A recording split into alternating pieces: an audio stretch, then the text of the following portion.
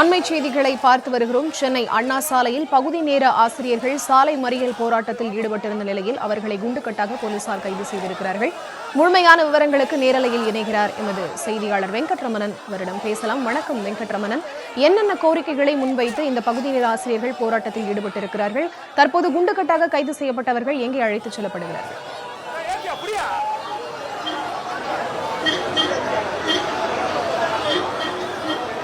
வணக்கம். சென்னையில் இன்றைய தினம் பகுதி நேர ஆசிரியர் சங்கங்களின் ஒருங்கிணைப்பு குழுவினர் பல்வேறு கோரிக்கைகளை வலியுறுத்தி இன்றைய தினம் சிறை நிரப்பும் போராட்டத்தை மேற்கொள்வதற்காக திட்டமிட்டனர். இந்த போராட்டத்துக்கு வருகை புரியும் பொழுது நேற்றைய தினமே பல்வேறு மாவட்டங்களில் அந்தந்த மாவட்டங்களை வைத்து ஆசிரியர்களை காவல்துறையினர் கைது செய்தனர். இன்றைய தினம் இந்த போராட்டம் நடைபெறும் என ஏற்கனவே அறிவிக்கப்பட்ட சிவானந்த சாலையில் காலை முதலே ஆசிரியர்கள் யாரும் போராட்டத்தில் ஈடுபட்டு விடக்கூடாது என்பதற்காக காலை முதலே அதிக அளவு காவலர்கள் பாதுகாப்பு பணியில் ஈடுபட்டனர். ஆனாலும் இன்றைய தினம் இந்த போராட்டத்தில் பங்கு கொள்ள வருகை புரிந்த பேராசிரியர்களை காவல்துறையினர் வலுக்கட்டாயமாக தற்பொழுது கைது செய்திருக்கிறார்கள்.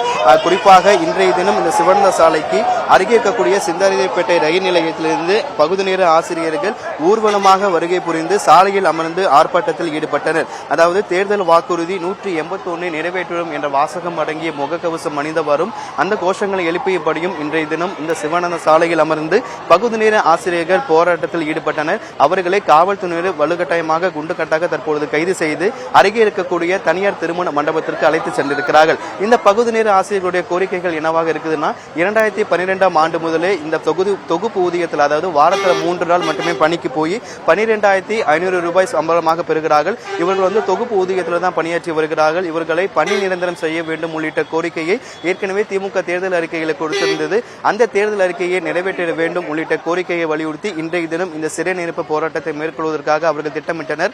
நேற்றைய தினமே பல்வேறு மாவட்டங்கள் பெரம்பலூர், நாகை, மயிலாடுதுறை உள்ளிட்ட அந்தந்த மாவட்டங்களை வைத்தே இந்த பகுதி நேர ஆசிரியர்களை காவல்துறையினர் கைது செய்தனர். இந்த நிலையில இன்றைய தினம் இந்த சிவானந்த சாலையில பகுதி நேர ஆசிரியர்கள் போராட முயன்றவர்களை காவல்துறையினர் தற்பொழுது குண்டுக்கட்டாக கைது செய்து அருகே இருக்கக்கூடிய தனியார் திருமண மண்டபத்துக்கு அழைத்து சென்றிருக்கிறார்கள். குறிப்பாக இந்த சாலையை பொறுத்தவரைக்கும் அருகே ஓமந்தூர் மருத்துவமனை இருக்கிறது. இந்த மருத்துவமனைக்கு வரக்கூடிய நோயாளிகளுக்கு எந்தவிதமான பாதிப்போ பொதுமக்களுக்கு இடையூறு ஏற்படுத்தாத முன்னதாகவே தற்பொழுது ஆசிரியர்களை கைது செய்யக்கூடும் என காவல்துறை தரப்புல தெரிவிக்கப்பட்டிருக்கிறது.